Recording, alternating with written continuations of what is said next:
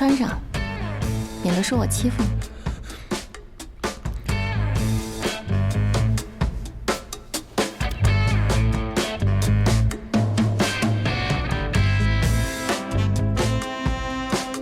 大家都是成年人了，如果你愿意的话，我可以对你负责；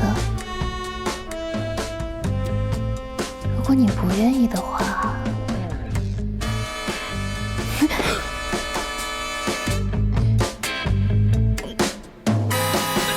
婉婉，你松手！卢婉婉，你松手！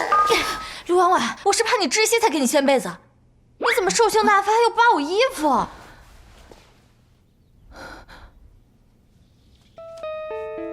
看到我很失望？我怎么回来的？宿管阿姨给你送回来的。你抱着宿管阿姨又亲又看还不放手，整个走廊都是你的叫声，哎呀，丢死人了！我抱了，我亲了，我还啃。对啊。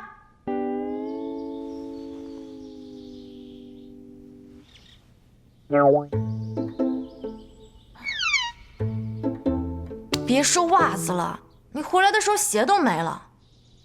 可以呀，卢婉婉，你出息了，一堂课没表现好，还学会酗酒了。你喝醉酒什么表现？你自己心里没数吗？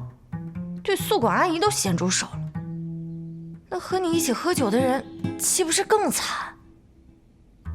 你忘了上次喝醉酒在厕所的豪言壮语了？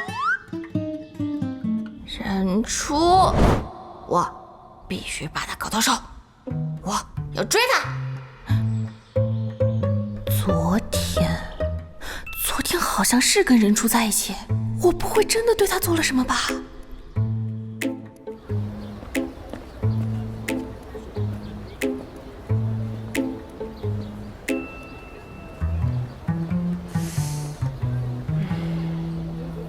阿姨，卢婉婉呐，谢谢你昨天把我送回来，我给您啊。没事儿。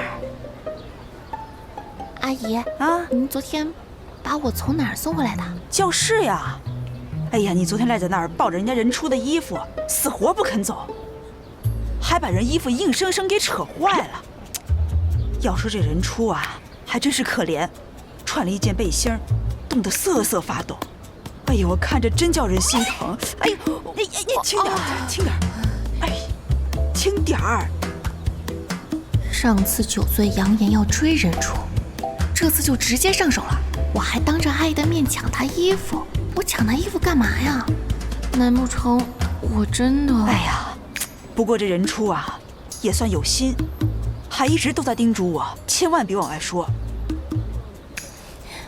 麻烦阿姨了，下次给你送甜品。哎，没事儿的。还好，任初自己也不想提起，让这件事儿就这样过去吧。